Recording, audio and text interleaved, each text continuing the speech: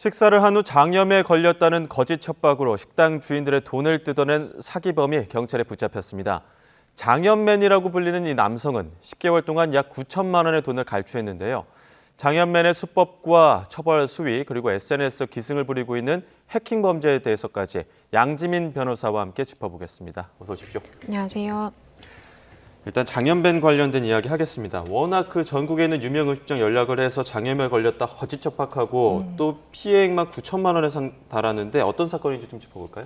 네, 이거는 이제 지난해 6월부터 있었던 일입니다. 한 10개월 동안 이 남성이 가보지도 않은 음식점에 연락을 해서 정말 무작위로 연락을 취해서 내가 거기서 음식을 먹고 장염에 걸렸다라면서 내가 병원비가 얼마가 들었고 합의금은 얼마 정도를 생각한다라고 이제 요청을 한 겁니다. 그런데 이게요, 무려 다 합의금을 합치니까 9천만 원 가량이 되고요.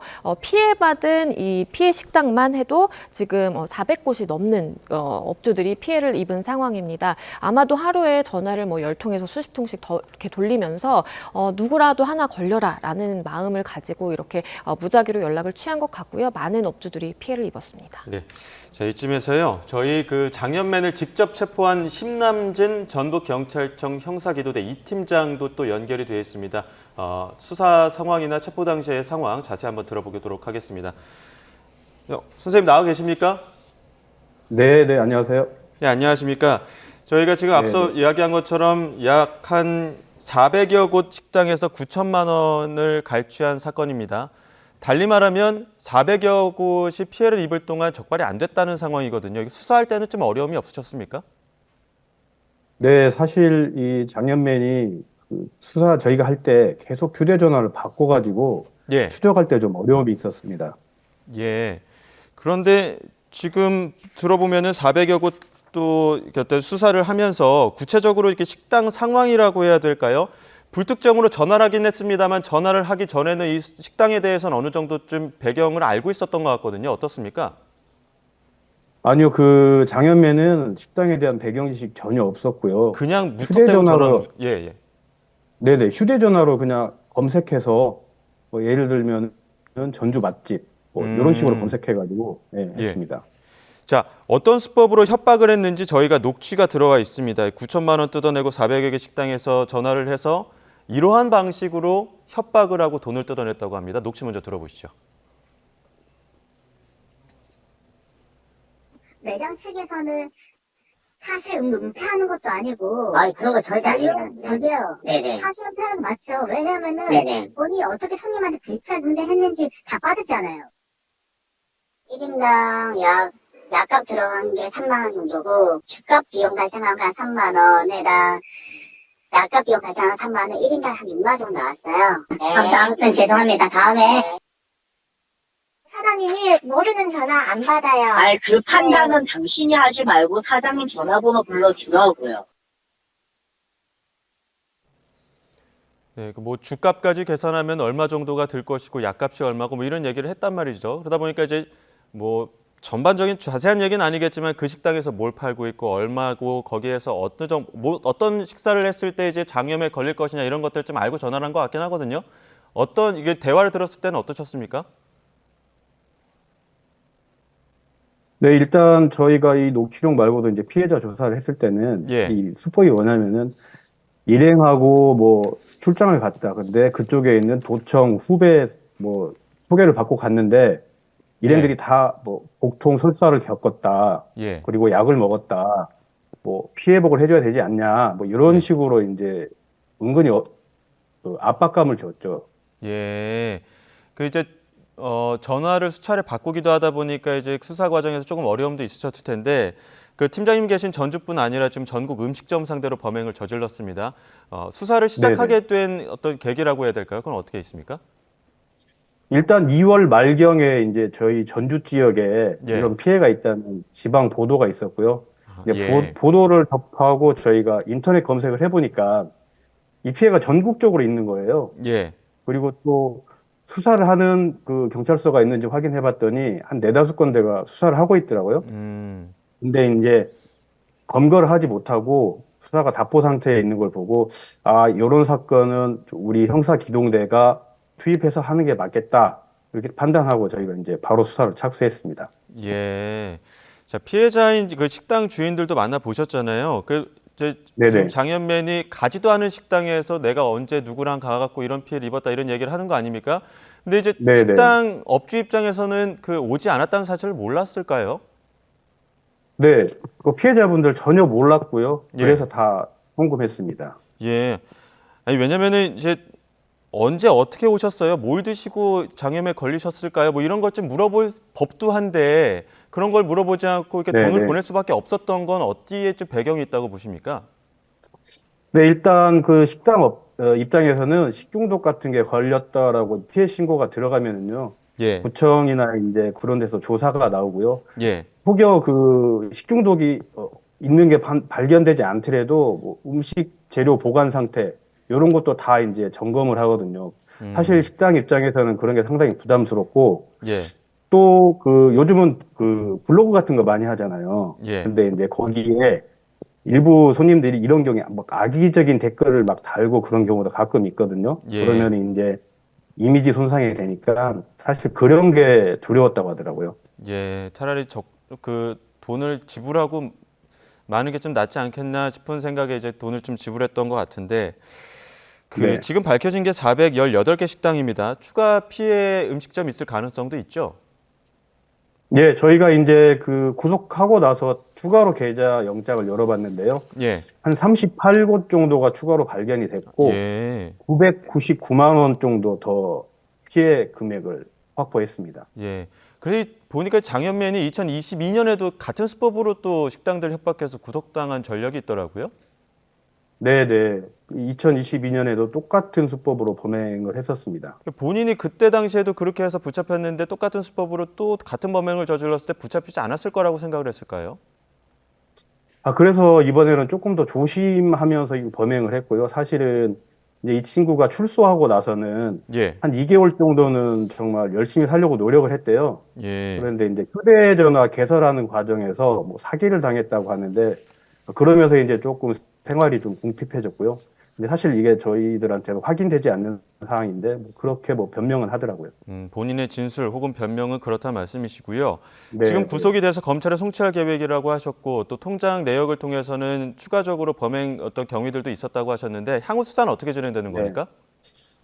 일단 피해자가 너무 많아가지고 예. 그래서 수사가 좀 어렵긴 한데요. 저희가 음. 경찰이 그 구속 상태에서 수사할 수 있는 기간이 10일입니다. 예. 일단 10일 동안 최대한 그 피해자 조사를 마무리를 해야 되고, 혹 이제 저희가 검찰에 피해자를 넘기더라도 검사가 공소 제기하기 전까지는 피해자 조사도 마무리해서 조속하게 수사를 마무리할 예정입니다. 말씀하신 것처럼 피해를 입은 분들이 굉장히 많지 않습니까? 그분들 네네. 피해 회복받을 길은 없습니까? 그게 좀 안타까운데요. 예. 그 사실 이 장현매는 그날 들어온 돈을 그날 바로 다 사용을 해요. 그러니까 예. 그 바로 이렇게 찾아서 이제 장현맨이 그 상습 사기를 아니 저기 사이버 도박을 하거든요. 예. 사이버 도박을 하면서 이제 그 도박 그 충전 계좌에 송금을 하고 또 찾아서 바로 뭐 음식을 사 먹거나 술을 먹거나 해서 그날 번 돈은 다 써가지고 항상 통장 잔고가 0입니다. 예. 그리고 이제 또 피해 회복 관련해서 국가가 해주기도 하는데 이런 경우에는 뭐 강력 범죄라든가 피해 규모가 좀 큰 범죄에 대해서 저희가 해주고 있어서 사실 현 단계에서는 뭐 딱히 피해를 회복할 수 있는 방법은 없는 것 같습니다. 예. 심 팀장님 지금 수사하시면서도 그렇고 장현맨이 어떤 방식으로 업주들에게 돈을 요구했는지 어떻게 협박을 했는지 이렇게 세세하게 보시지 않았습니까? 이거 지금 피해를 네네. 예방하기 위해서 업주분들이 만약 그런 전화 받는다면 어떻게 좀 대응하는 게 좋다고 판단하십니까? 일단 업주들이 그러니까 두려워하지는 말고 하시지만 말고 언제 어떻게 식사를 드셨냐, 예. 드셨다고 하면 영수증은 있냐, 뭐 음. 진료나 치료 받았다고 하면은 그걸 확인할 수 있는 증빙 서류는 있냐라고 이렇게 여쭤봐야 되고요. 예. 그리고 또 업주분 이런 거 사고를 막기 위해서 그 보험 같은 거 많이 들고 있다고 알고 있거든요. 예. 근데 이제 그 면책금 금액이 약 30 정도여서 일단은 그 금액에 언저리에 있는 경우에는 그게 좀 귀찮아서라도 이렇게 본인이 그냥 돈을 주고 마는데 사실 장현민 같은 범죄를 예방하려고 하면은 진짜로 피해 입은 사람일지라도 그 보험으로 그 피해복을 했다라는 이력을 남겨놔야 돼요. 그래야지만이 이게 계속 쌓이다 보면 누적되면은 이게 어떤 사람이 저 같은 경우도 뭐 살면서 100번 이상 식당 가서 장염 걸릴 수는 없잖아요. 그러니까요. 근데 이제 이게 그러면은 범행을 하는 사람들은 드러나게 되죠. 예. 이게 지금 뭐 언제 식당 방문하셨습니까? 영수증 있습니까? 이렇게 이제 정확하게 좀 경위를 물어보는 게 좋다고 말씀해 주셨는데 그 이제 네네. 장년맨의 이제 녹취를 듣게 되면은 그런 식의 어떤 질문이 가거나 좀 진정시키려고 하면은 굉장히 발언을 세게 하면서 사장 바꿔라 이런단 말이죠. 이런 데에서 혹시 네네. 이제 일을 하시는 입장에서 업주분들은 또 그렇게 네. 대응을 하시겠지만 일을 하시는 입장에서 좀 어떻게 좀 전화 통화 대응을 해야 될까요? 업주분들 종업원들 같은 경우에도 업주하고 똑같이 사실 이걸 내가 결정할 수 있는 권한은 없으니까 언제 어떻게 어느 시간에 어떤 음식을 드셨냐고 이렇게 적극적으로 물어봐서 이게 사실인지 아닌지 이제 그 식당 내에 있는 CCTV 같은 걸로 이렇게 확인하는 그런 작업이 저는 필요하다고 봅니다. 예.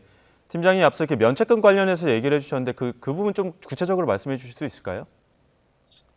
사실 뭐 이제 그러니까 요런 그 사례가 가끔 있는 걸로 알고 있어요. 그리고 예. 또 이제 과하게 그 피해 보상금을 요구하는 경우가 있어서 그 보험을 드는 걸로 알고 있거든요. 보험을 들면 이제 우리 자동차 사고 나는 것처럼 예. 그 자차 사고 같은 경우에도 그 자기 부담금이 있잖아요. 예. 그 자기 부담금 정도의 금액을 내면은 예. 나머지 넘어서는 그 금액은 보험회사에서 이렇게 상대해가지고 그 피해자하고 접촉해서 이렇게 합의를 해주는 걸 알고 있습니다. 예. 그럼 평소에 그런 이제 보험 관련해서도 좀 알아보시고 들어놓으신 상태에서 하면은 이제 혹시라도 그런 피해가 있었을 때에는 어느 정도 보험금에 좀 도움을 받을 수도 있는 그런 것들이 있기 때문에 네네. 면책금 관련된 보험들도 잘 알아보시는 게 좋겠다는 말씀이셨습니다. 여기까지 듣도록 하겠습니다.